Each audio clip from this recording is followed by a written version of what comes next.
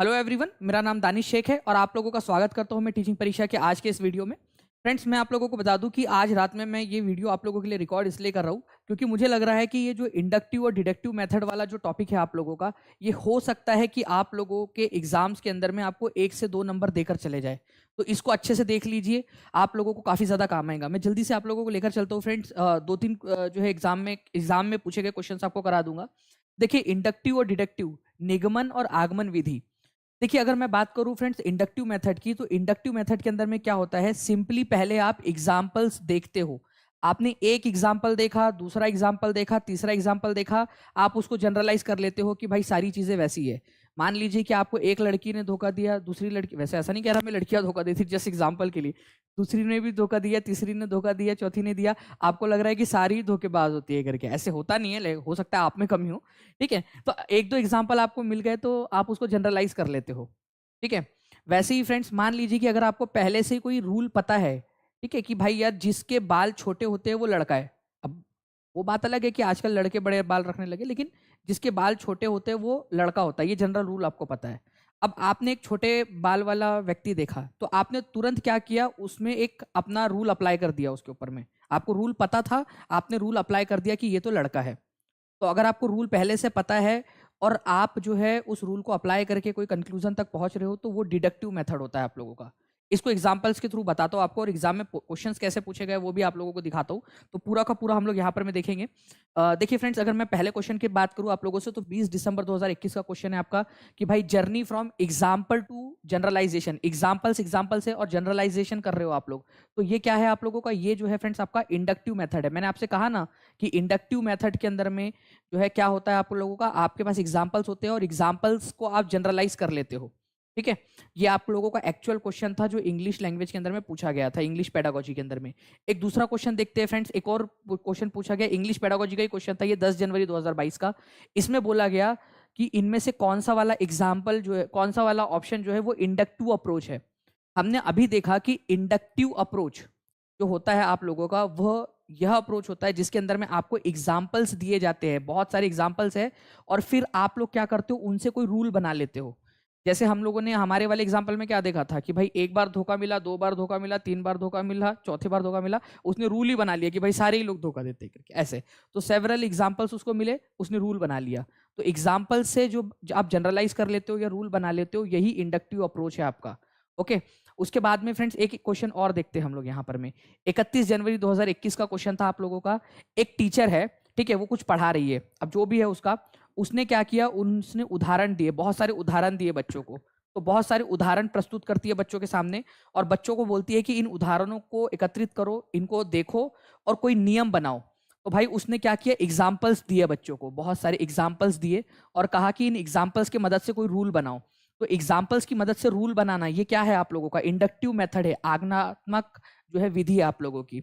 Okay, अगर कोई rule होता और उसको अप्लाई करना होता तो डिडक्टिव होता, लेकिन यहां पर में क्या हो रहा है कि उदाहरण है, और उदाहरण की मदद से आप लोग क्या कर रहे हो, उसको जनरलाइज कर रहे हो, नियम बना रहे हो। इंडक्टिव मेथड हो गया आप लोगों का। एक और क्वेश्चन देखते हैं फ्रेंड्स आप लोगों का। देखिए, ये आपका मैथ्स पेडागोजी में पूछा गया था आपका क्वेश्चन। इस क्वेश्चन में बोला गया है, त्रिभुजों के कोणों के योग गुणधर्म को सिद्ध करने के लिए एक गणित की शिक्षक ने छात्रों को अलग अलग प्रकार के त्रिभुज वितरित किए। ऐसा त्रिभुज दिया, ये एक त्रिभुज दिया, ये एक त्रिभुज दिया, और उनसे कहा गया कि वो त्रिभुज के कोण को मापे, अंदर में जो कोण होते हैं ना उनको मापे। अब बच्चा तो बच्चा होता है, उसने क्या किया, ठीक है, इसको इसको, ठीक है, इसको इसको और इसको मापा। तो उसको पता चला भाई कि इसका योग जो है वो आ रहा है अंदर के कोणों का 180। दूसरा वाला उसने ट्राइंगल देखा, दूसरे वाले ट्राइंगल के अंदर में भी उसने देखा कि भाई इसको 60, 90, 30, 180 फिर से आ गया। फिर उसने तीसरा वाला ट्राइंगल देखा, तीसरा वाला ट्राइंगल जब उसने देखा और उसको गिना उसने, तो फिर से 180 आया। तो उसने 3 एग्जाम्पल्स देखे, और 3 एग्जाम्पल्स देखने के बाद में जो उसका आंकड़ा निकल कर सामने आया वो 180 आ रहा था। तो उसने क्या अब यहाँ पर में रूल बना लिया, पहले एग्जाम्पल देखा उसने, अब रूल क्या बन गया उसके दिमाग में कि भाई किसी भी प्रकार का त्रिभुज हो, उसका आंसर हमेशा 180 आता है। तो ये इसका क्या था, इंडक्टिव मेथड था। उसने एग्जाम्पल्स लिए, अब उसका रूल सेट हो गया, कोई भी ट्राइंगल हो उसके अंदर में जितने भी कोण होते हैं, एंगल अंदर वाले कोण, उनका एंगल 180 डिग्री होता है, इंडक्टिव मेथड।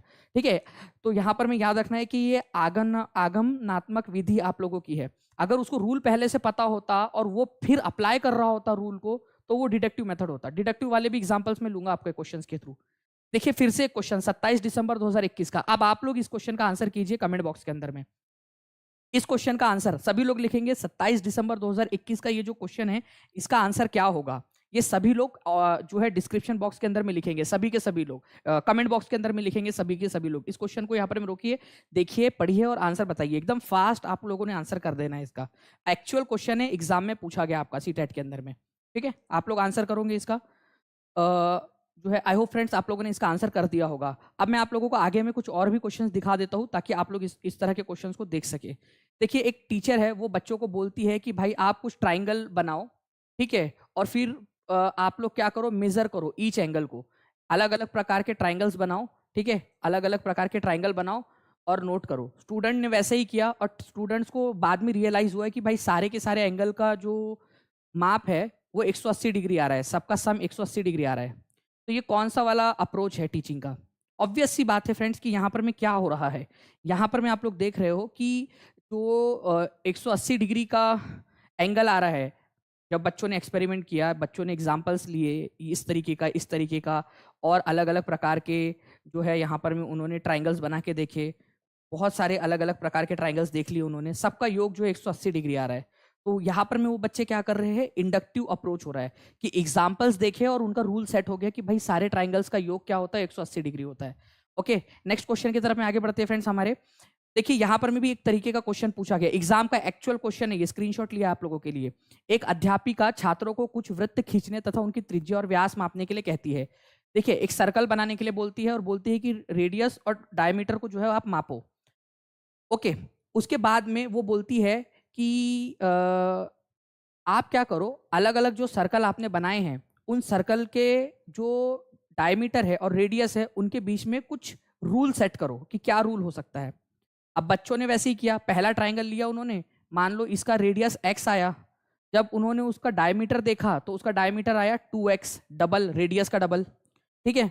फिर बाद में उन्होंने मान लो कि कोई दूसरा सर्कल बनाया, उसका रेडियस आया y और उसका जब उन्होंने डायमीटर मापा तो उसका डायमीटर आया 2y, मतलब डबल आया।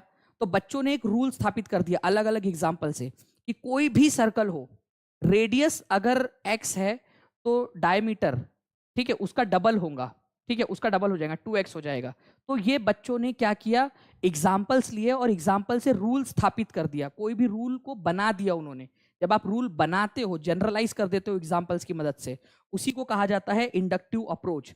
ठीक है, तो जो है आपका आगमनात्मक जो उपागम है आप लोगों का, ठीक है, तो आगमनात्मक उपागम के अंदर में आप लोग क्या कर रहे हो, आप लोग जो है फ्रेंड्स एक एग्जाम्पल के थ्रू या कुछ एग्जाम्पल्स के थ्रू जो है आप लोग जनरलाइज करने की कोशिश कर रहे हो। एक क्वेश्चन और देख लेते हैं आप लोगों का। इस क्वेश्चन को आप लोग देखिए, यहाँ पर में बोला गया है कि मिस्टर रंजन जो है उन्होंने इंट्रोड्यूस कर दिया है कंसेप्ट को, क्लॉजेस और कि मेन क्लॉजेस क्या होते हैं, सबऑर्डिनेट क्लॉजेस क्या होते हैं, और पूरा रूल बच्चों को सिखा दिया। अब यहाँ पर में मिस्टर रंजन ने क्या किया, पूरा का पूरा रूल सिखा दिया। यहाँ पर में जो है गौर फरमाया जाए जनाब, यहाँ पर में उन्होंने रूल पूरा सिखा दिया, बच्चों को सिखा दिया, रूल बता दिया उन्होंने, ठीक है। फिर उन्होंने जो है एग्जाम्पल्स दिए, बोला कि अब ये रूल को चेक करो। अब वो कह रहे कि रूल्स को चेक करो, वर्कशीट में आइडेंटिफाई करो कि मेन क्लॉज कौन सा है, सबऑर्डिनेट क्लॉज कौन सा है। तो भाई जब तुमने रूल बता दिया है, बच्चों को रूल पता चल गया है, अब वो क्या कर रहे हैं, उस रूल को अप्लाई कर रहे हैं बाकी के क्वेश्चंस के ऊपर में। तो यहाँ डिडक्टिव लर्निंग हो रही है। डिडक्टिव रूल बच्चों को पता चल चुका है, बच्चों ने रूल सीख लिया है, अब वो क्या कर रहे हैं, उस रूल के मदद से क्वेश्चंस में पहचान रहे कि कौन सा सबऑर्डिनेट क्लॉज है, कौन सा वाला मेन क्लॉज है, वगैरह वगैरह। तो जब रूल बता दिया गया है, रूल पहले से पता है, अब एग्जाम्पल्स को आप सॉर्ट आउट कर रहे हो कि कौन सा वाला किस वाली कैटेगरी में आएगा, तो वो डिडक्टिव लर्निंग का एग्जाम्पल है। अगर रूल नहीं पता होता, आप पहले एग्जाम्पल देते और बोलते कि रूल सेट करो, तो वो इंडक्टिव लर्निंग होता। ठीक है, ये आई होप आप लोगों को समझ में आ गया होगा। एक क्वेश्चन और देख लेते हैं फ्रेंड, 3 जनवरी 2022 को पूछा गया। मिस्टर परमजीत जो है वो क्या कर रहे हैं, ज्योमेट्री पढ़ा रहे हैं अपने स्टूडेंट्स को, अपर प्राइमरी लेवल के ऊपर में वो ज्योमेट्री पढ़ा रहे हैं। Which of the following method is used commonly in mathematics classroom for geometrical proofs. अब यहाँ पर में जो है ना फ्रेंड्स, आपको एक चीज़ पता होनी चाहिए कि जब ज्योमेट्री की क्लास में, मैथमेटिक्स की क्लास में जब ज्योमेट्री पढ़ाई जाती है तो पहले उसके रूल्स बताए जाते हैं, ज्योमेट्रिकल प्रूफ्स बताए जाते हैं पहले पूरे के पूरे, और फिर उन प्रूफ की मदद से जो है एग्जाम्पल्स को सॉल्व करना होता है। अगर आपको रूल पता नहीं होंगे तो आप लोग क्वेश्चंस को सॉल्व नहीं कर पाओगे, ठीक है, क्योंकि आप लोग वो थ्योरम डिराइव नहीं करने वाले हो ना क्लासरूम में बैठकर, या फिर क्लासरूम में आप खुद के थ्योरम्स नहीं बनाओगे आप लोग, ठीक है। तो आपको रूल्स पहले से बताए जाते हैं, बहुत सारे रूल्स आप लोगों को पहले से, जब आपको ज्योमेट्री पढ़ाई जाती है। तो यहाँ पर में क्या हो रहा है फ्रेंड्स कि परमजीत, जो श्रीमान परमजीत है, जो उच्च माध्यमिक स्तर के ऊपर में मैथमेटिक्स पढ़ा रहे हैं या ज्योमेट्री पढ़ा रहे हैं, सबसे इंपॉर्टेंट, तो ज्योमेट्रिकल रूल्स पहले पढ़ाए जाते हैं और फिर बाद में उसके ऊपर में एग्जाम्पल्स को सॉल्व करवाया जाता है। आपने देखा होगा कि फ्रेंड्स, आप लोग जब 6th 7th 8th में थे तब आपको काफ़ी सारी चीज़ें पढ़ाई गई, फिर उसके बाद उसके ऊपर में एग्जाम्पल सॉल्व करने के लिए आपको दिए गए, ठीक है। तो वहां पर में आंसर हो जाएगा आपका deductive method. Now friends, next question की तरफ में आगे बढ़ते हैं। ये आप लोगों का एसएसटी में पूछा गया था, लेकिन रूल वही है आप लोगों का, ध्यान से समझिए आप लोग। कक्षा का एक छात्र कहता है कि प्राचीन भारत में नगर प्रमुख मंदिरों के आसपास विकसित हुए थे। मतलब अगर कोई मंदिर है, ठीक है, कोई मंदिर है यहाँ पर में आप लोगों का, ठीक है, तो उस मंदिर के आसपास में क्या होगा कि शहर बस जाएगा। जैसे फॉर एग्जाम्पल वो देता है कि भाई तमिलनाडु के अंदर में मदुरई और तंजावुर के अंदर में क्या हुआ, मदुरई में भी मंदिर थे तो मदुरई पूरा शहर बस गया। तंजावुर के अंदर में मंदिर था, बृहदेश्वर मंदिर, पूरा का पूरा शहर बस गया। तो जहां मंदिर होते हैं वहां शहर बस जाता है। तो उसने क्या किया, उसने एग्जाम्पल लिया कि मदुरई में मंदिर था, ठीक है, शहर बस गया, तंजावुर में मंदिर था, शहर बस गया। तो प्रमुख मंदिरों के आसपास में क्या होता है, शहर बस जाते हैं, फॉर एग्जाम्पल मदुरई और तंजावुर। तो उसने एग्जाम्पल लिया और ऐसा मान लिया कि भाई जहां मंदिर होगा वहीं पे शहर बसेंगे। तो यहां पर में वो क्या कर रहा है, यहां पर में इंडक्टिव रीजनिंग लगा रहा है, वो अपनी कौन सा तर्क लगा रहा है, एग्जाम्पल लिया उसने, उसको 2 एग्जाम्पल थे उसके पास में केवल, मदुरई और तंजावुर। अब 2 एग्जाम्पल के मदद से उसने ये बोल दिया कि भाई पूरा का पूरा जनरलाइज ही उसने कर दिया कि जहां जहां मंदिर होंगे वहां वहां शहर बस जाएंगे। ऐसा भी हो सकता है जहां मंदिर ना हो वहां पर में भी शहर बसा हो, यहाँ जहां मंदिर हो वहां शहर बसा ही ना हो सकता है। तो इंडक्टिव रीजनिंग में वो एग्जाम्पल्स के थ्रू जनरलाइज करने की कोशिश कर रहा है चीज़ों को, ठीक है, कि भाई जहां जहां मंदिर वहां वहां शहर। तो एग्जाम्पल्स के थ्रू जब जनरलाइज करते हो तो वो इंडक्टिव रीजनिंग के अंदर में आता है आप लोगों का, अगर रीजनिंग की बात की जाए तो आप लोगों का। तो इसका आंसर ऑप्शन नंबर ए था। ये क्वेश्चन आपका 20 दिसंबर 2022 को एग्जाम के अंदर में ऑलरेडी आ चुका है।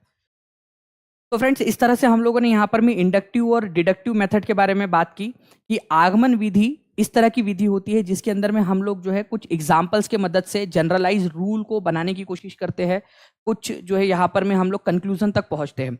इसके बाद में जो है फ्रेंड डिडक्टिव जो आप लोगों की मेथड होती है, निगमन विधि आप लोगों की होती है, उसके अंदर में हमें पहले से रूल पता होता है, जनरलाइजेशन हमें पहले से पता होता है, हम जस्ट उसको चेक करते हैं, डिडक्टिव या फिर निगमन विधि आप लोगों की। तो अगर फ्रेंड्स आप लोगों को ये वीडियो पसंद आया तो इस वीडियो को लाइक जरूर कीजिए, टीचिंग परीक्षा चैनल को सब्सक्राइब करके बेल आइकन जरूर दबा देना आप लोग। एंड ऑल द बेस्ट आप सभी लोगों को आप लोगों के एग्जाम के लिए। कमेंट करके जरूर बताइए कि वीडियो कैसा लगा आप लोगों को। और फ्रेंड्स, आप लोगों का जो एनालिसिस है उसके लिए आप लोग जरूर आना, सबसे पहले सबसे फास्ट सबसे सटीक एनालिसिस आप लोगों को मिलेगा टीचिंग परीक्षा चैनल पर। धन्यवाद।